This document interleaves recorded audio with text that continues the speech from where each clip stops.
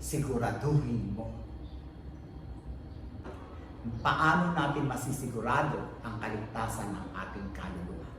Una, sa pamamagitan po ng salita ng Diyos.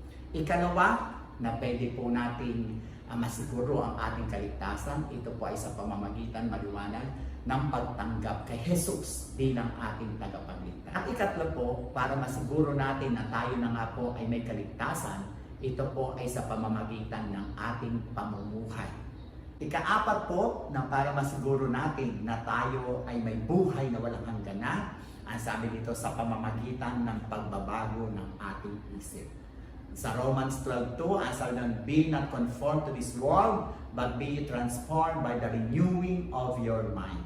Ang isang tao na makalangit, bago na po at patuloy na binabago niya ang kanyang pag-iisip. Na po, tunay po ang sabi po ng banal na kasulatan na noon tanggapin natin at manampalataya tayo sa Panginoong Kristo, napasa atin po yung imputed righteousness. Tunay na tayo perfect, matuwid, noon tanggapin natin ang Panginoong Kristo. No? Ngunit tayo din po ay dumadaan pa sa sanctification process. No? Habang tayo po ay nasa lupa, kaiba po tayo doon sa dalawang kriminal na nasa kaliwa at kanan ng Panginoong Kristo na siya ay nakabayubay doon sa krus. Nung ang isa doon ay nagsabi na alalahanin mo ako pag ikaw na ay nasa iyong kaharian. Ang sabi ng Panginoong Kristo, ngayon din ikaw ay kakasamahin ko sa paraiso. Ang tawag po doon na imputed righteousness. Sumakanya, dahil siya nanampalataya kay Jesus, ginawa siyang matuwid. Wala siyang ginawa na nampalataya siya doon kay Jesus.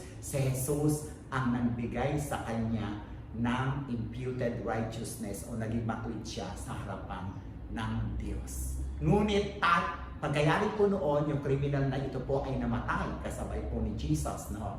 At tayo ng mga buhay na nanampalataya sa Panginoong Kristo, tayo po habang nabubuhay ay dumadaan sa pagpapakabanal or sanctification process.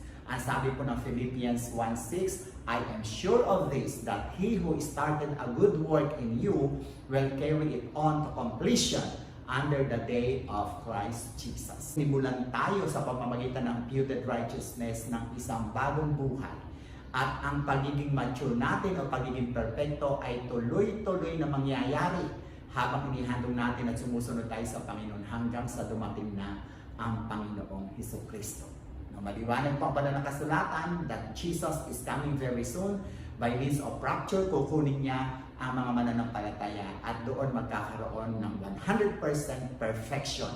No? Pero habang naririto po tayo, ating pong pakaisipin na hindi pa tayo perfecto, pwedeng bumagsak, pwedeng magkasala, pero hindi po tayo nananatili sa kasalanan na ating pong ginagawa.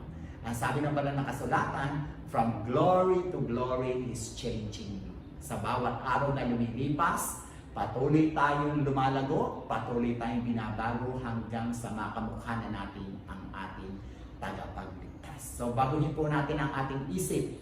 Ang pagbagsak natin kung minsan, ang pagiging because we are so careless, nakakagawa tayo ng pagkakamali, hindi ito katibayan na wala tayong buhay na walang hanggan. Ito ay katibayan na bagamat tayo ay may buhay na walang hanggan na, ay bumabagsak pa rin tayo dahil kulang po tayo sa pag-iingat, kulang po tayo sa pagsunod sa salita po ng Panginoon at sa pakikinig sa kanyang mga gustong mangyari sa ating mga buhay.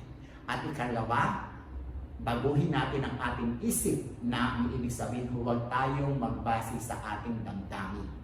No? Ang kaligtasan po ay hindi nakabase sa damdamin dahil ang damdamin ng tao ay sinungaling.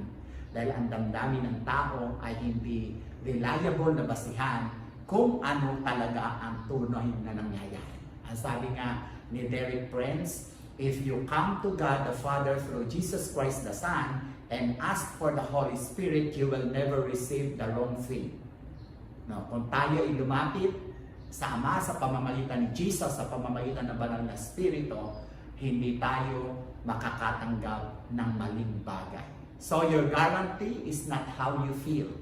Your guarantee is what God has said. It's not a matter of feeling, it's a matter of faith in the Word of God. Hindi sa pamamagitan ng pakiramdam, kundi ang pananampalataya natin sa sa nabasa sa banal na kasulatan. Kaya nga sa John 8:32, you will know the truth and the truth shall set you free.